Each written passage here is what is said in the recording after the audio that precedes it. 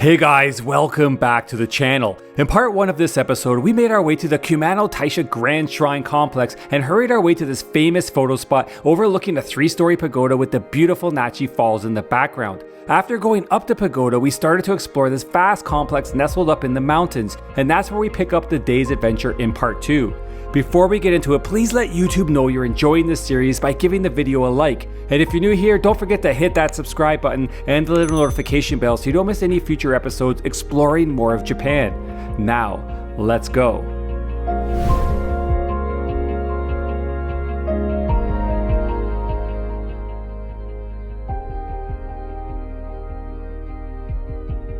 There are a few routes you could take to get to the top. You could take the route which gets you to the pagoda as quickly as possible, which is what we did in episode 1, or you could take the more scenic approach up the mountainside to the top where you'll find the main shrine and temple area. Along the way, you'll be treated to beautiful views, torii, bridges, and gates which will have you taking your time on the way up to enjoy all the sights.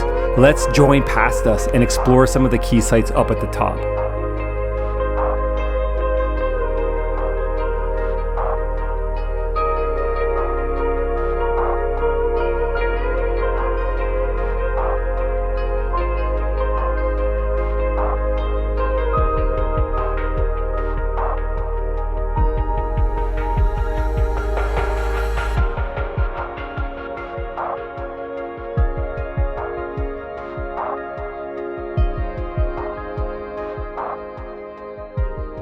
We've made it up to the top of the Kumano Nachi Taisha Shinto Shrine Complex, and we're at the plateau at the very top. We're just sitting underneath one of the massive tories that line the route up here. Let me tell you something. At the top, it is cold. That's why Michael and I are huddled together. Yeah, but it's chilly. But the views of the actual mountains is just amazing. Yeah, it's breathtaking up here. So much natural beauty. I'm just like, wow. Yeah, could you imagine the olden days when this stuff was starting to be established? Yeah. And it was really quiet, Yeah. and this is where you came to pray. Enlightenment guaranteed. Get enlightenment. It would be amazing to Guaranteed. be up here. Yeah, but it might be a bit chilly without modern heaters. True. So now that we're up here, what is up here? So up here is two things really. There's the Shinto shrine, the main complex of it, the main building. There's two buildings. We're learning this for the first time up here. There's where you go to make your offerings. This is where you can light an incense and shake the bell and make your prayer. The open to public part. Yeah, this is open to the public. And behind it is the sanctuary. And this part is closed off to the public. And you can see this building usually behind the main hall. And we've always seen this. Yeah. I've always seen this and taken pictures of the different roof lines and thought they were really cool. And kind of started to realize there was two buildings here, but didn't understand their purpose until today. It's amazing. So that's one of two things that are up here. What's the other important site up here? It's the amazing, breathtaking wooden temple. I think one of the reasons why it is so just elaborate is that it is the first temple that was established by an Indian monk when he came in Japan. Yeah, and it's old. It's probably been rebuilt. I'm sure they've had fires, as every wooden structure has over the years, but I haven't seen a complete wooden, unpainted one in a long time. And they're side by side up here, which is amazing because they went through a very tumultuous time during the Meiji Restoration. And we've talked about the Meiji Restoration a lot on these trips and trying to give some context and some understanding. And what was tumultuous back in those days was that Shintoism was the Japanese sort of born religion, and Buddhism was imported into the country from China and India. And so during the Meiji Restoration, they were trying to elevate everything Japanese and trying to push down other factions, I guess. They wanted to be pure Japanese. And so they separated the two. Up until that point, for centuries, Shintoism and Buddhism were linked. Hand in hand. Yeah, they were really important. They complemented each other. But during Meiji Restoration, they started to strip away all the Buddhist parts of these complexes. So it must have been very tough for the Buddhist priests in this complex, or all the complexes, right? Yeah, like they were stripped of their rights. Yeah. The temple stopped getting funding. A lot of the buildings that made up the Buddhist part of the complex were destroyed. Luckily, the main hall has survived and is still here. And over the years, since they kind of got past that whole episode with the Meiji Restoration, they've been able to start rebuilding this complex. So it's thriving today. It is thriving. And also this one you said is the big cheese of the temples and shrines. The shrines. The Kumano, yeah. So this shrine is it's called a grand shrine because it's the head shrine for over 4,000 Kumano-based shrines in Japan. And this is the first stop on a pilgrimage. There's a pilgrimage in this area in the Kii Peninsula where you would go from shrine to shrine to shrine, and this is stop number 1. This is where you start that pilgrimage. So yeah, it's a really important spot. So let's take a walk around the plateau up here, show you some of the sights, and try and find some sun to warm up in.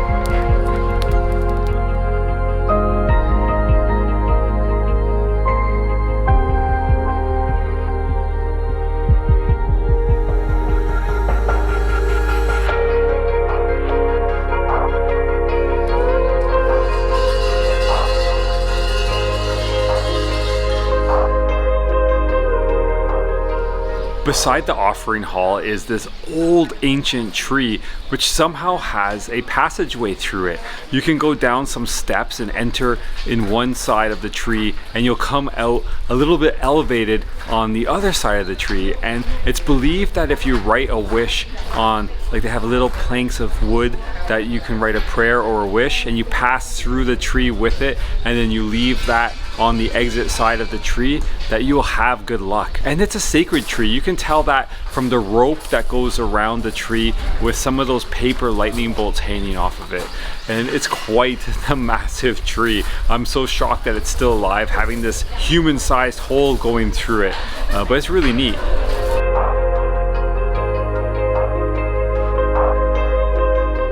We filled out our wish. We have our 300 yen. We put it in the fortune box, and now we're gonna go into a tree.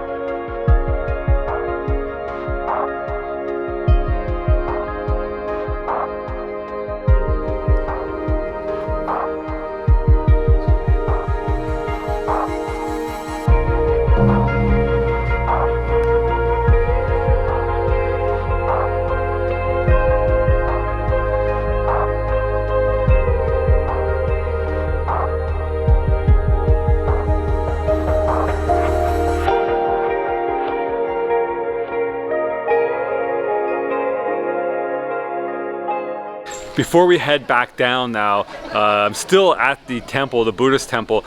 It's interesting because you can see under the temple, so you can see all the foundations that are put in place to support this structure. All these wooden beams and pillars that make up the foundation, they're all exposed, which is really cool to see. It's just past 1, and it's finally time to eat some food. We are starving. I think we both said roughly around the same time at 10:30 we were hungry, which is not a good sign. We are eating way too much food. But anyways, we've picked a specific place for two reasons. One, because they do vegetarian food, and it feels like the right thing to be eating when we're visiting such a religious place such as Kumano Nachi Taisha Shinto Shrine Complex. Should have vegetarian food, I think. And also because it has a tremendous view. This place is sort of jet out over the cliff, over the side of the mountain here, and it has an amazing view over the mountains, and Nicole can see the falls, which I can't because they're behind me, but she has a view of the falls, which is great. So our food has come. We've both ordered something different.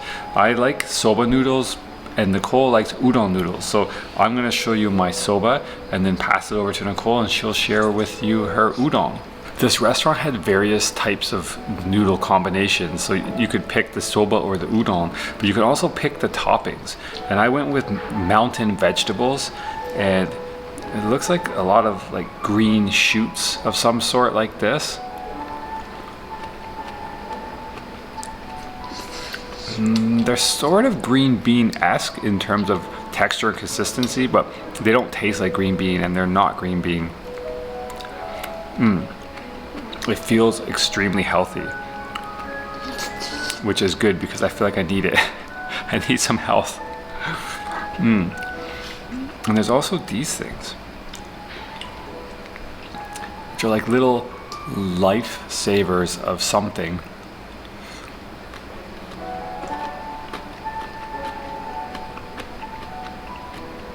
Oh, I don't know what that is, but it's good. It's almost like, again, it's like but not asparagus stalk that has just been cut up into these little rings, but it's not asparagus, I'm not sure. Oh, and there's some mushrooms in here, some wild mushrooms. I think this was a good choice. Let's try the soba. Nice and firm. I like my soba like that, not overcooked and mushy. Nice and firm, not al dente, but it just has a good chew. Good dense noodle. And the broth, I think, just based on eating some of the vegetables, has a bit of a citrusy flavor. Let's see.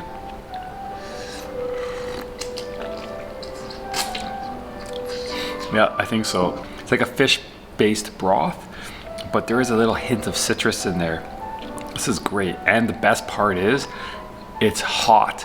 We were freezing, and we were both looking forward to holding our bowls of noodles in our hands to warm up our hands, because it's really chilly up here in the mountains.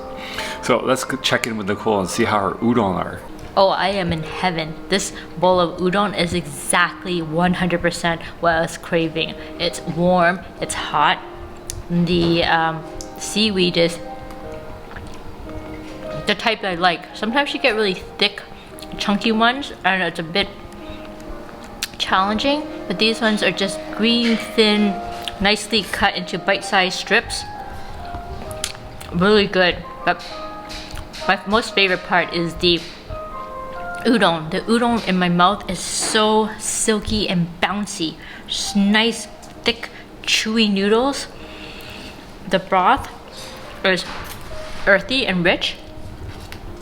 What's amazing is that she topped off my noodle with this one small, dinky little piece of lemon rind. And I don't know if this is magic lemon rind, because it's managed to flavor the entire bowl. Every time I go in for a bite, all I can smell is, maybe it's not lemon rind, it's some kind of citrus. Every time I go in and go for a bite, it's like a big puff of citrus in my face.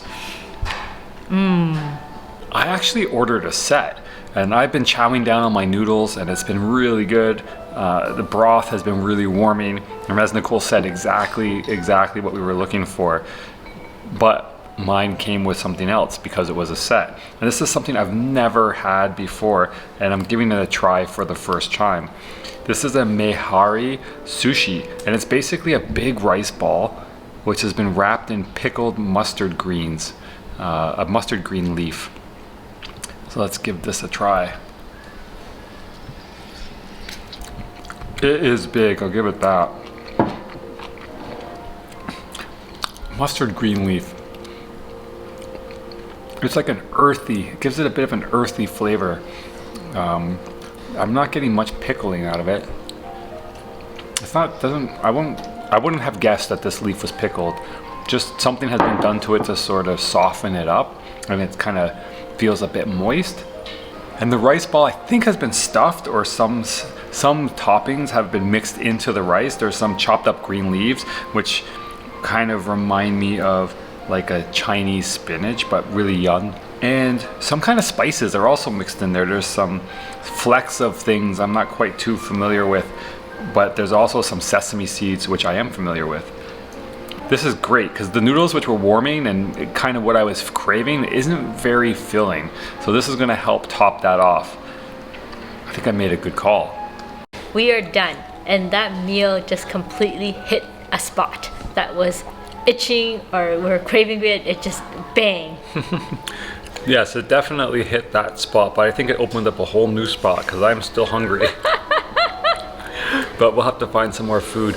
I am now actually eating the candy that was given to us by the lady up on the pagoda earlier today. And it's interesting, it's kind of like a minty orange kind of flavor. I think she got it from the gift shop. Yeah, totally.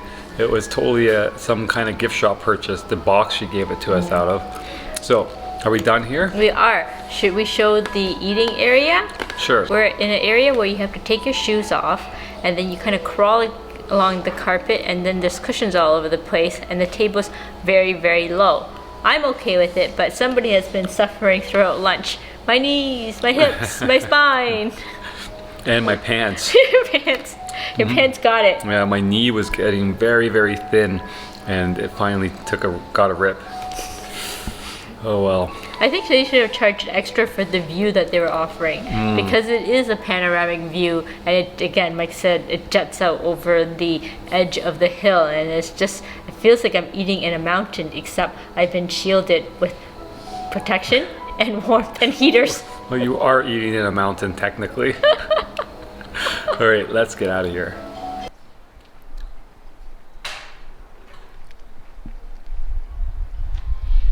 At the bottom of the temple complex, you'll find a street that's lined with souvenir shops, coffee shops, snack shops.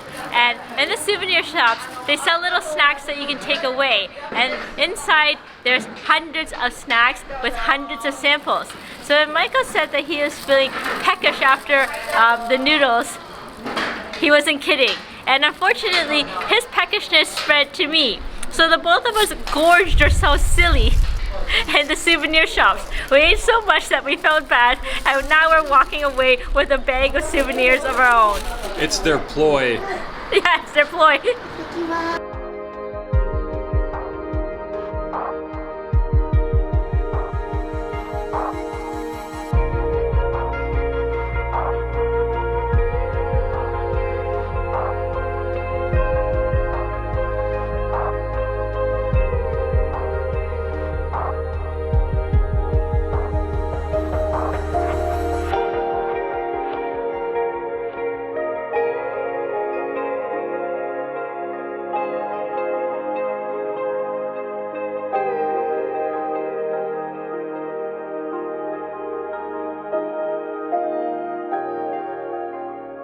We're on our way out, and we made a quick stop at Iro's Shrine, which is at the base of the falls. I think it's amazing that they put the shrine so close to the falls, and they're able to capitalize on it, because if you actually want to go to the temple grounds to see the falls up a bit closer, they charge you for it. Yeah, but that's genius. Yeah, they call it the waterfall worship stage. Genius, good marketing plan. Yeah, but the falls are impressive from down here. It is beautiful. Yeah. I somehow for some reason thought it would be taller though, since you said it was the tallest single drop falls in Japan.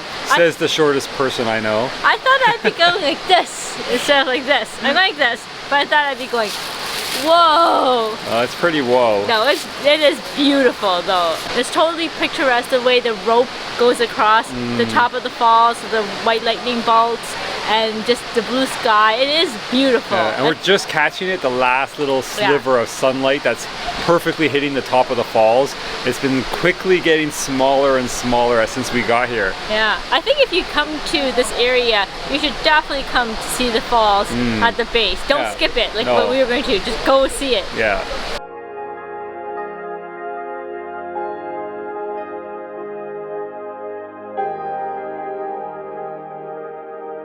I'm really happy we were able to fit in a quick visit to the shrine here at the waterfalls.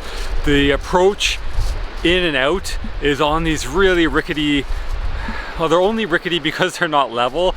They're solid, but they're just a bit uneven to walk on, stone steps, and it takes you through this old growth cypress trees that are massive. And it just kind of sets the stage for the place that you're about to go visit, because you kind of feel that that calmness and majesty and the reverence of this place the further you go along the pathway in these cypress. And now we're walking out and I'm still feeling that calmness, which is great, because I need it. I need to learn how to be calmer. So we're almost out and we have one more sort of thing to do or see here before we catch the bus back to our little town. Do you know what happens to me and Michael when we go look at amazing waterfalls? I'll tell you. We get hungry for... Hey, don't leave me hanging. All right, fine. You're pretending you're not as bad. Shameless. I didn't get ice cream. Where did you get? I finally got black sesame ice cream, which is always my absolute favorite. And this trip we haven't come across it very much, but somehow when I was leaving the mountain, I knew. We passed by 2 ice cream shops and Mike's like, oh, there's ice cream there. And I'm like, they don't have black sesame. And he's like, you're not gonna find black sesame. And I'm like, no, my spidey senses tell me otherwise. I only said that to convince you to get that ice cream. What'd you get? I got condensed milk and strawberry, which is a flavor I don't think I've seen before. Strawberry, yes, but condensed milk and strawberry? Yeah, so let's see what this is all about. Can I see what it's all about? Yeah, it's got that sweetness, like that condensed milk sweetness, and then chunks of strawberry. I like the strawberry chunks, it's like candy. Now, I don't really get strawberry out of the ice cream itself. It's the chunks, I think, that make up the strawberry flavor. It reminds me of strawberry cheesecake. A little bit, yeah. How's that? Not good at all. Very good, I guess. All right, let's eat these. I guess we gotta walk and eat because we are on a tight schedule now to get the next bus and see this last site along this path here. One of the best ways to either enter the temple complex or to exit the temple complex is the Daimonzaka. Yes, Daimonzaka means large gate slope, and that refers to a gate that used to be along this path at some point. And I believe this path is part of the pilgrimage route that you can take in this peninsula to visit various shrines. The one we were mentioning up above, where this one here is shrine number 1. It's a long path. It is 600 meters long and it's lined by centuries old Japanese cypress. So it should be a very picturesque walk, and we're doing it down. We just saw a bunch of people come up and they look like death. So I'm glad we're going in the opposite direction, because it feels like, based on their reaction, this would have been a real workout. And we have half an hour to do it, or we're going to be sitting at the bus stop for an extra hour. So let's see if we can make it down in time.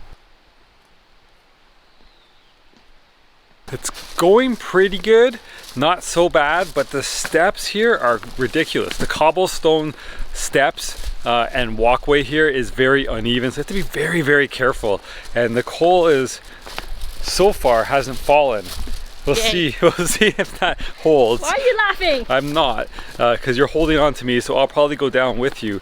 But the scenery around us, when we're able to look up from watching our feet, it's amazing. The trees are beautiful and they're huge, but I'm seeing a lot more cobblestone than I am trees.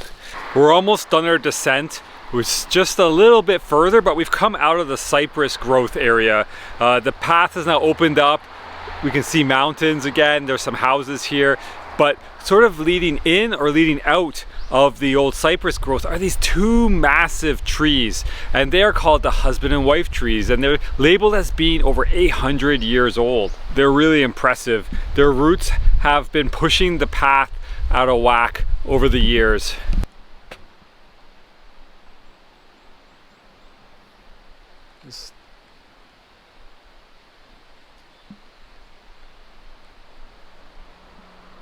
A little mind-boggling how long those trees have been here and what they've seen over the years. Can you imagine pilgrims making this pilgrimage hundreds of years ago and walking through those two trees on their way up to pay their respects at the grand shrine at the top? It's pretty mind-boggling to think about that, for me anyways.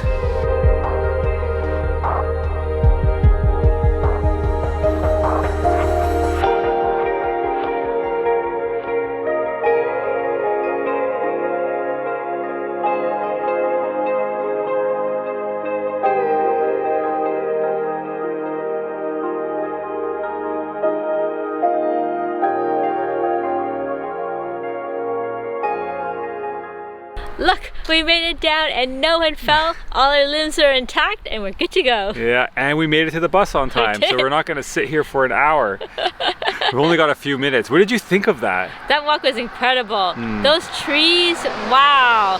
The ones at the end, the married couple, did you explain that one? I did, yeah. 800 years old. Crazy. Wow. Yeah, it was really, really peaceful walk through all those old cypress trees, but I would have liked for the path to have been a little bit smoother, because I do feel like I was looking down a lot more than I was looking up and enjoying my surroundings. But it was quiet in there and peaceful, and it was fresh air, and we're in the mountains, and it felt like something you don't get to do very often. Yeah, there also was not any English advertisement for this passage. When we were in the hotel and in the tourist office area, there were a lot of posters for this passage, except it was written in Japanese characters, but I was able to understand them because I was able to read the Chinese kanji. Yeah, the kanji. So when I saw that, I kind of matched it up, and I figured I wanted to go there, and I was able to figure out with the map. So do try to, it might be a bit challenging, but do try to find the passage when you come, because it's very worth it. It'll be very easy because we're going to list all the information down below. All right, the bus should be here soon, then we'll be back on Senning.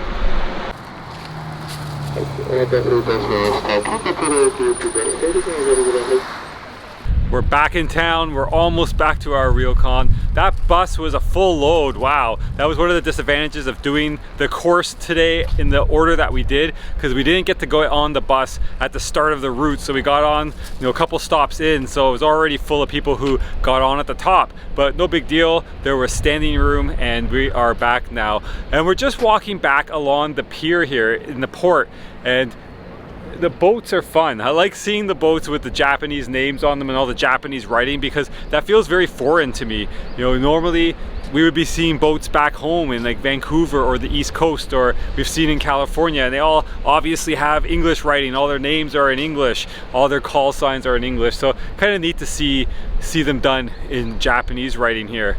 And the sun is really just at a great point to give you a view over the pier here. Even our ryokan off on the other side of the bay from where we are is looking really good right now. So I'm just gonna walk out here on this pier and give you a better view.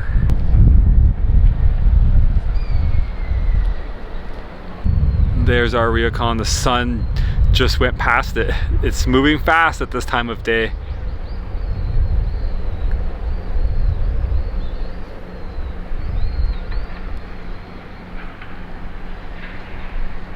I'm wondering if that's a processing plant of some sort. Seems like they have a fleet of boats which are very similar or the same.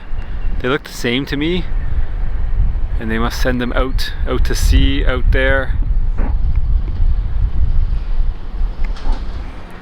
And then bring them back in full of fish, ready to process. Looks like one of their boats is going out right now. So we've come back. We're rushing to the ryokan because we want to go for a dip in the onsen and warm up after that cold visit up on the mountain today. It was really chilly by the end of the day. When we went to the falls, I didn't think I was gonna make it. It was really cold. So we will catch you back there for dinner probably. We'll see you after onsening and we'll see you at dinner. We're down at dinner. So we've onsened, we're nice and warm, we're comfortable, we're wearing our yukatas, and we're down at our dinner. And it looks like a really good spread tonight. As usual, we've seen this trend that the more nights you stay in the same place, the more the meals tend to escalate. So we've been brought into a different room than yesterday. This is a bit of a nicer room. It's a little bit more private. They have a bit more privacy in this room, and the spread is a little bit higher, I would say. We have two flaming dishes tonight. We have a piece of tuna, which we will grill on a hot plate. And then we have sukiyaki beef, which is amazing. This is a great last meal for us here in Japan. I mean, we have tomorrow, but I'm not quite sure what we're going to do there. But this is the meal to end the trip. Let's tuck in. I'm diving into the first of my 3 mini appetizers, and that is the stewed fish. And the stewed fish has been deep fried and then stewed, and it's covered in onion and sitting in a bed of, it's a clear sauce. I'm not quite sure what it is. It's not soy sauce because it's clear. It's like a vinaigrette. A little bit spicy. The fish is perfectly cooked. Again, it's that firmer fish that I'm going to guess. Actually, no, it's not mackerel. I was going to guess it was mackerel, but I can tell by the skin that it might be red snapper. Maybe that's why I like it so much, because I really like red snapper. So the way it's prepared with the fish I really like. First one, definite winner. I'm back because I'm going to try the second small little dish. And I have a feeling that I'm going to like this one because I can smell it already, and it's that very distinctive acquired taste. It's that fermented bean smell that most people do not like. And I think if you don't grow up eating it, it might not be your cup of tea. So I'm going to give this a go. Yep. Definitely fermented bean paste. And if you don't know what fermented bean paste is, it's super strong, super pungent, it's salty, and I've heard people describe it as stinky feet, but to me it doesn't taste like stinky feet. It tastes good. Nicole shared with you the first 2 small little dishes to start the meal. I'm going to share with you the third, which is clearly seaweed of some sort. And it's that gelatinous kind of gooey texture that I don't mind, actually. Let's see what this is like.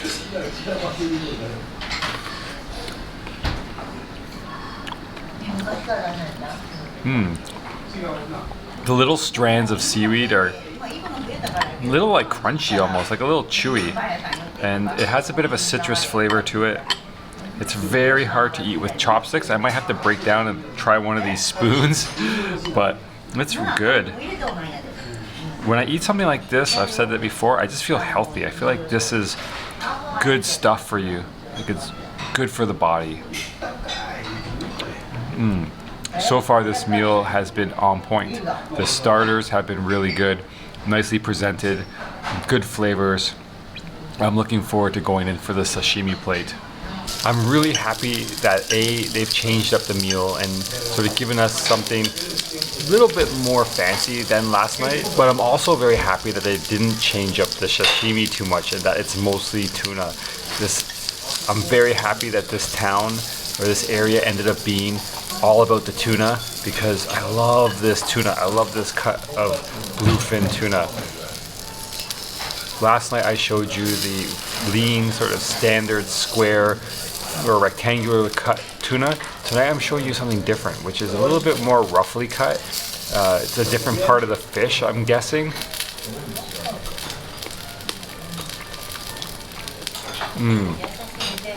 But it's equally good. I love the tuna. If you've had it, you know exactly what I'm talking about. If you haven't had it, it's just a nice, clean, slightly dense fish. Melts in your mouth to some degree. Like there's not a lot to chew there. Takes a few chews and then it's pretty much good to go. Just really nice flavor.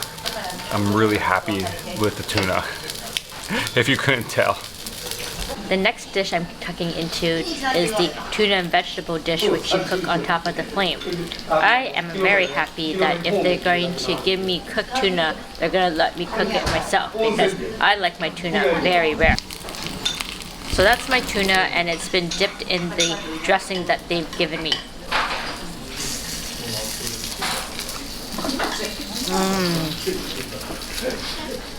The dressing is actually quite strong, but it doesn't take over the tuna because the tuna is so amazing.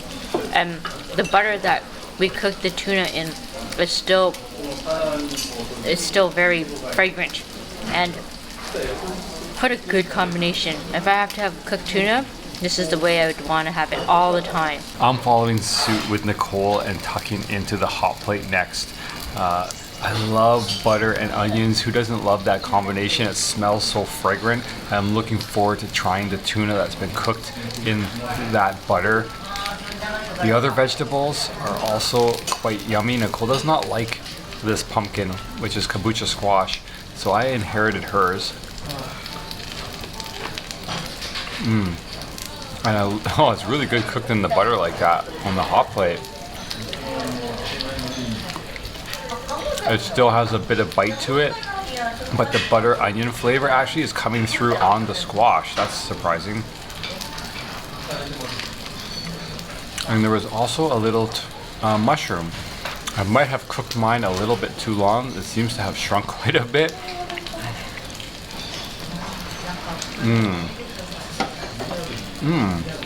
But that has just really condensed the mushroom flavor. So I'm still cooking my tuna and my onions here. I'll check back in with you in a bit. Unlike Nicole, I've opted to cook the tuna a little bit through, well, pretty much through, just to try it. I'm gonna give it a bit of a mix here with the butter.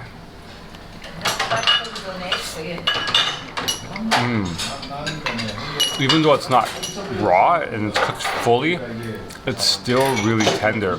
And it's got a really clean flavor. I'm getting a lot of the butter and the onion flavor. I have 5 more of those, please. And I'm gonna try it with the sauce.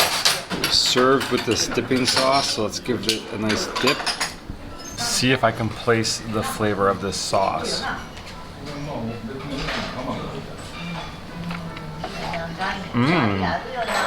It's like a citrusy, it's like a citrusy sauce. At first I got a bit of sesame flavor, but then the citrus took over, and that complements the tuna exceptionally well. Like I said, can I have 5 more of these, please? If you want 5 more pieces of that tuna, then wait till you taste the tempura, because you're going to want 10 more pieces of those. The chef who's doing the tempura is a master. The whole piece is so crispy and so light. I've already piled through the mushroom, the pepper, and a potato. But I've saved one of my favorite pieces to share with you guys, and that is eel. I'm gonna have high expectations for the eel because the vegetable is delicious. They didn't give us tempura sauce. They gave us shio, which is salt. So I'm just gonna dip my eel in a little bit of salt.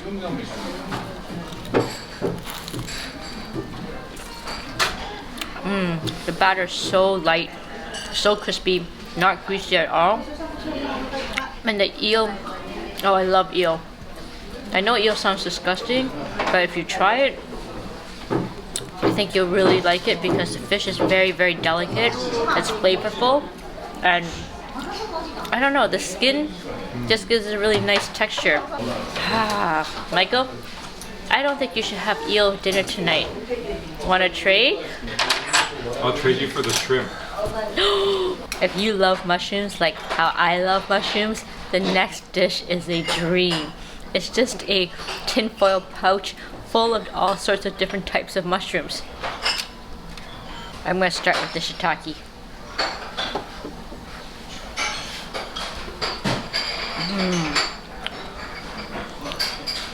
This is such a simple way to make a bunch of mushrooms that A, I don't know why I didn't think of that, but B, I'm certainly going to start doing this at home. And I think that I'm going to up the game because I will add a big blob of butter to mine.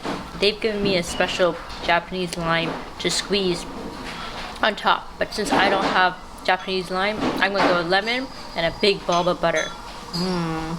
It's sukiyaki time. Our waitress has come and lit our flame. Our broth has been boiling. I've added all the vegetables to my broth. She also cracked our egg and whipped it up with our chopsticks for us. That's the dipping sauce for the beef. Here are my vegetables simmering away. There is some mushroom, some cabbage, some onion, some leek, some other mushroom, a couple of mushrooms in there. And once it gets hot and these are soft, I'm gonna cook the beef. It's time to cook the beef. But first, let's throw in our cognac noodles. Thank you. Let's get the tofu in there. Tofu. Yes. Tofu. Now the beef. Look at this beef. Some nicely marbled, thinly sliced beef. Put that into soup broth.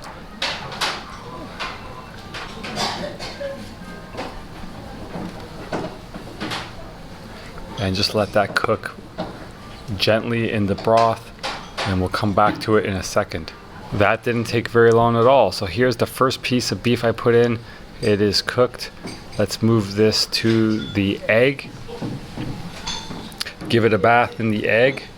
Get it all nice and coated.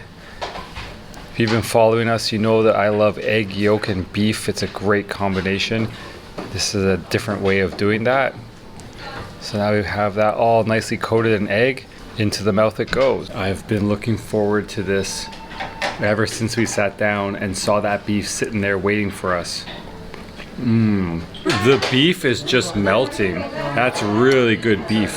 And the egg just gives it a super creaminess that you wouldn't normally get from beef. Even the nicely marbled beef, you don't get that creaminess from it. You get the juiciness of the fat coming out, but the egg gives it a creaminess that is just outstanding.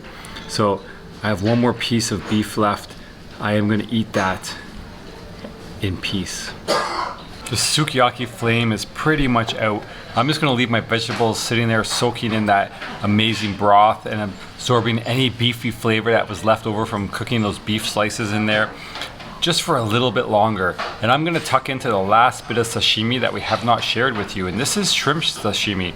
And I asked Nicole what this was because the waitress was explaining it to her, and she said that the waitress said shrimp, but I have never seen a shrimp quite this large before. This is massive. It almost looks like a small lobster, but I'll go with shrimp. So I'm gonna take some of this tail meat, dip it in my wasabi and soy sauce mixture. It's a little bit chewy, not in like a bad way, I would say. It's not like a squid chewy. It's not like the tuna that just kind of melts in your mouth. 2 bites and it's kind of just starting to fall apart. This took a little bit more effort. And I'm gonna have to say this is my least favorite dish of the entire meal so far. I have 1 piece left. I'm gonna give it to Nicole. I think she'll appreciate it more.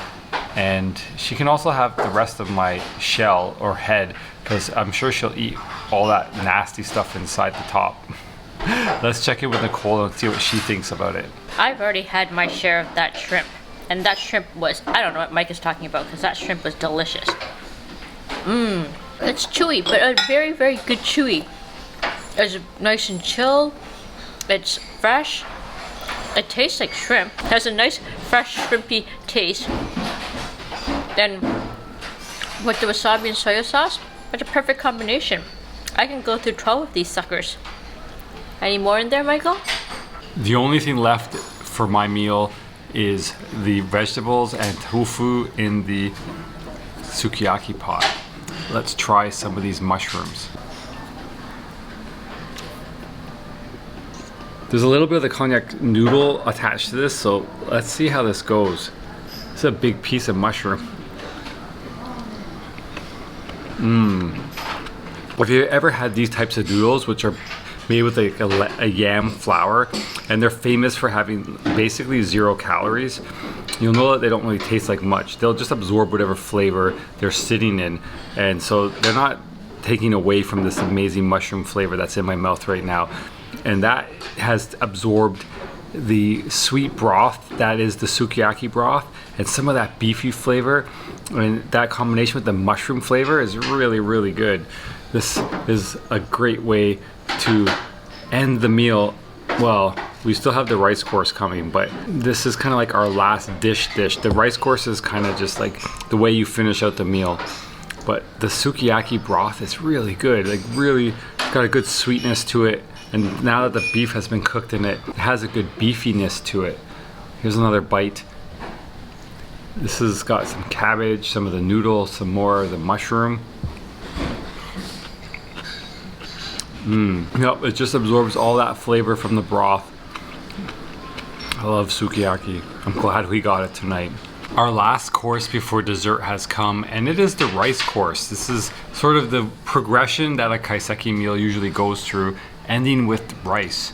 And we got 2 types of rice tonight. We got normal plain white rice, Japanese rice, which I love, with the side of pickles. And we also got the kind of like porridge, the rice porridge that we had last night with the ume in the bottom, the Japanese plum. So check out yesterday's video if you want to see the rice course, because it's pretty much exactly the same, so we won't repeat it. We'll see you at dessert. I'm very happy with dessert tonight. It's very simple, just a really nice juicy piece of melon. I don't want anything else because I'm stuffed. I just can't wait to climb upstairs, find our futons laid out for us, and then crash. I am really tired, and it's only 9:30. We had a very full, fun day, but it's time for sleep. We will catch you upstairs in our room. Day 2, closing out from the futon. We had a good dinner, as you saw, and now we're in bed. It's only 9:10. I'm exhausted. Yeah, I'm tired too. That was a full day. Yes. Hope you all enjoyed our full day exploring that amazing shrine complex. That was incredible. How did you enjoy it? I loved it. It was freezing up there, but it didn't matter because I was having so much fun seeing what we were seeing. Yeah, it was beautiful. Really liked that. And that was our last day exploring. Tomorrow morning, we'll hopefully get out for a quick visit somewhere if the rain cooperates. It's supposed to rain like crazy tomorrow, which is kind of fitting because that's our travel day technically, but we're just going to try and squeeze something in. We'll see if that happens. Otherwise, we'll be traveling for 8 hours and trying to share with you our thoughts on this long trip that we've had, some of the ins and outs. Highlights, lowlights? Yeah, highlights and lowlights. Oh man, you're tired. I am tired. So we'll say goodnight, and we'll see you tomorrow. Good night. Night.